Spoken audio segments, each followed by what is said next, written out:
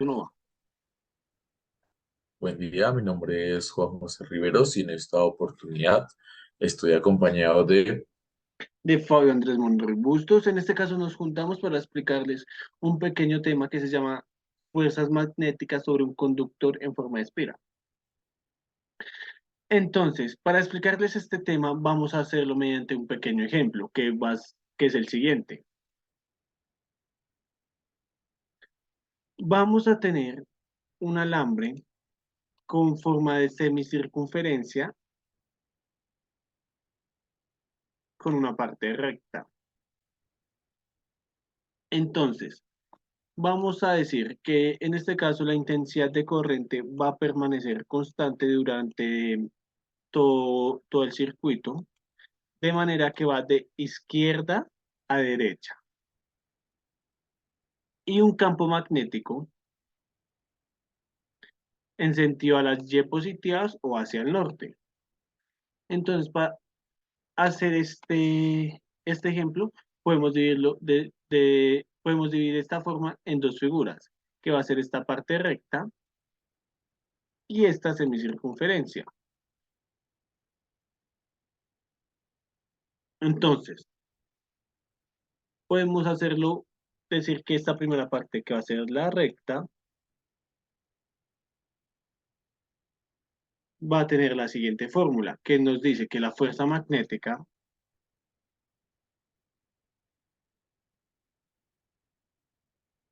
va a ser igual a la intensidad de corriente multiplicada por el vector L cruz B, que es el campo magnético.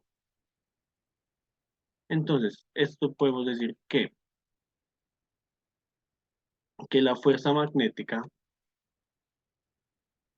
va a ser igual a la intensidad de corriente que va a permanecer constante, multiplicado por la longitud, sabiendo que la longitud va a ser de esta parte, entonces sabemos que este va a ser el radio. Entonces, esto va a ser dos veces el radio por esta parte. Entonces, dos veces el radio multiplicado por el campo magnético.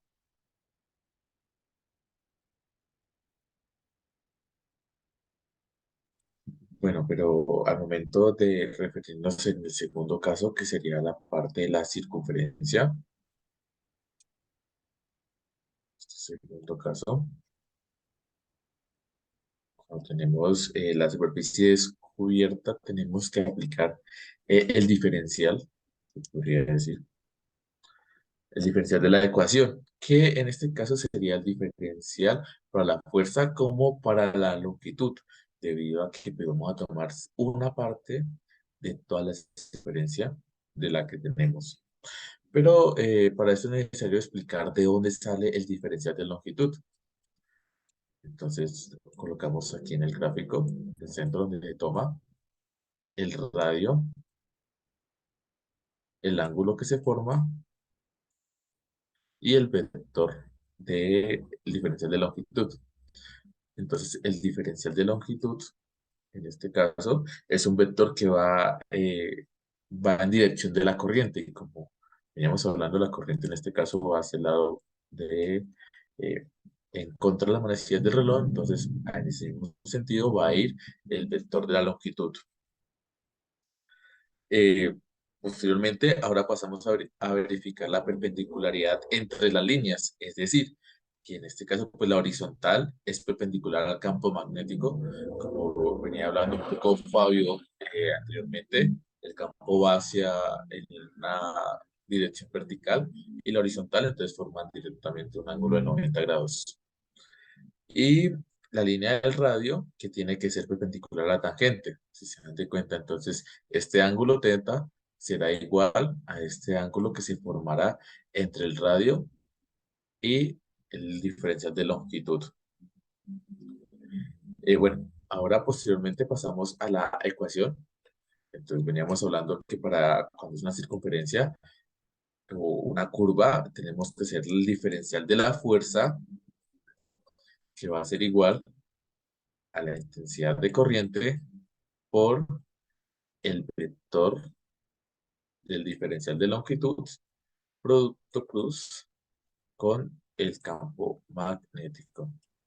Pero entonces, para poder saber qué significa el campo magnético, nos vamos un poco al lado derecho, donde sacamos la sección y colocamos aquí los datos que sabemos que en ángulo de teta. Y para conocer esta superficie o este perímetro, se podría decir que S, y recordamos un poco álgebra, donde S la superficie va a ser igual al radio, que lo conocemos, por el ángulo teta. Pero como es una parte de esa superficie, entonces vamos a hacer la derivada, lo cual nos daría la superficie por eh, el diferencial de teta. Pero como podemos evidenciar en la ecuación, no tenemos ningún diferencial de superficie, sino tenemos un diferencial de longitud. Es decir, que esto va a pasar a ser el diferencial de longitud, que es lo mismo que anteriormente venía explicando.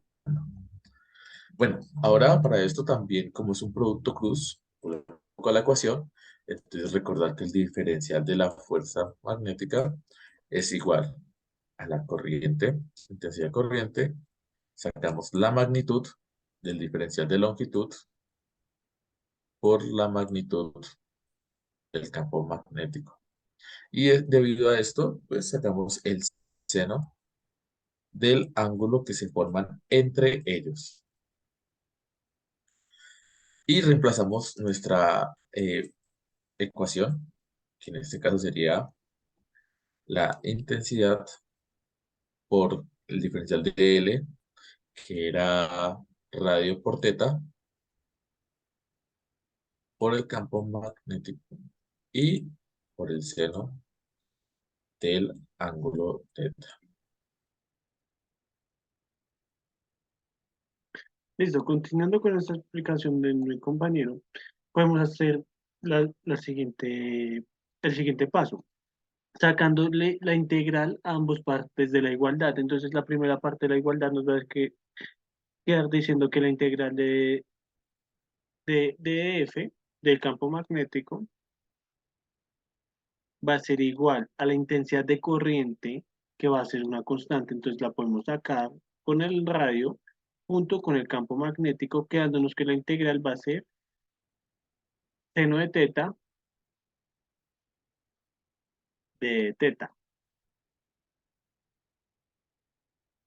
Entonces, para saber cuáles son los límites de esta integral, tenemos que devolvernos al dibujo del principio, que nos dice que es una semicircunferencia. Entonces, sabiendo que es una semicircunferencia, sabemos que en radianes esto va de la siguiente manera, diciéndonos que,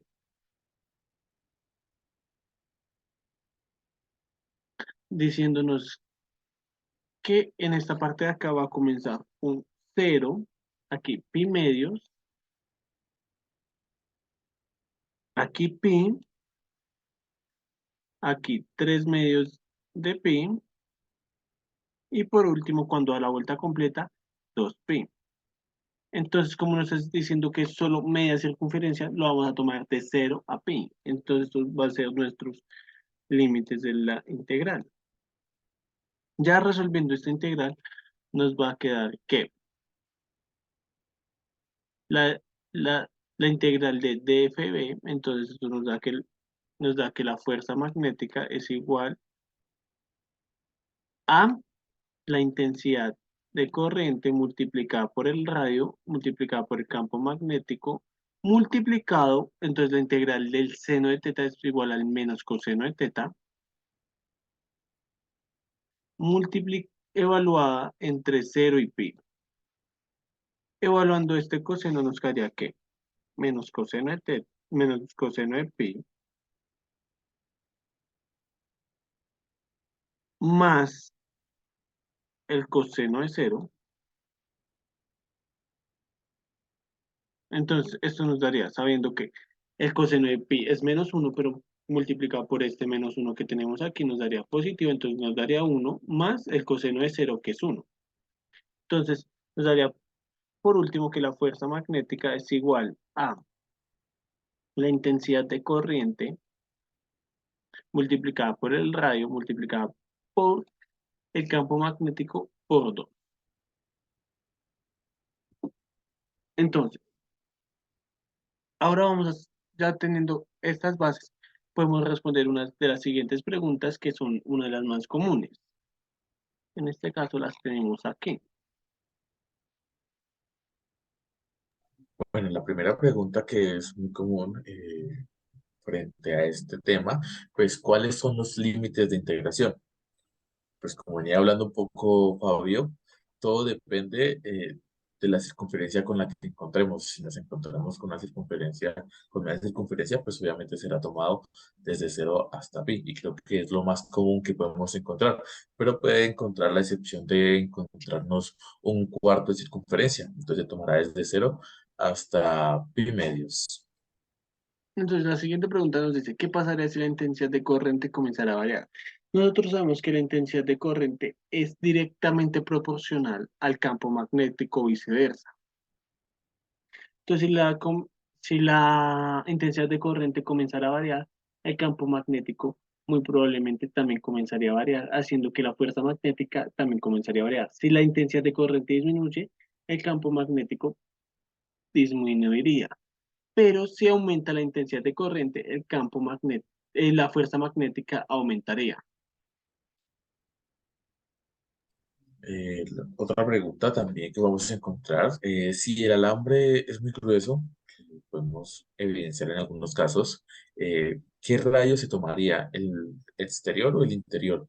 Pues obviamente se tomaría el radio exterior debido a que por allí pues hay una mayor intensidad de corriente. Entonces, la siguiente pregunta dice, ¿hacia dónde va la fuerza magnética? Para determinar hacia dónde va la fuerza magnética, vamos a usar la ley de la mano derecha.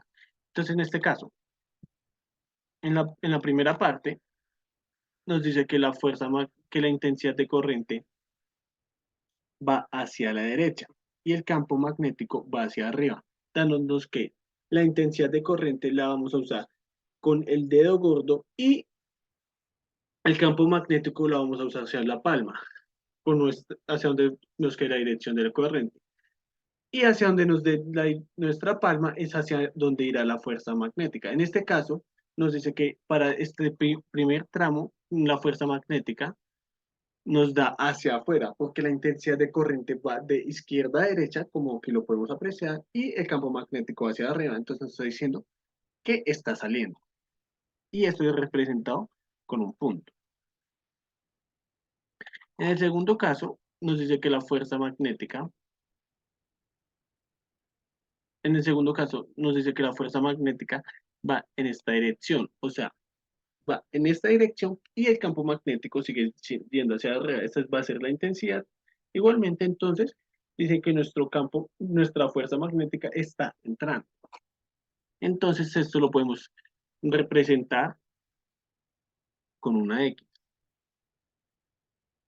Entonces, esto nos está diciendo que nuestra fuerza magnética, en este preciso caso, y en los casos cuando está cerrado, es un alambre cerrado, nuestra fuerza magnética va a ser igual a cero.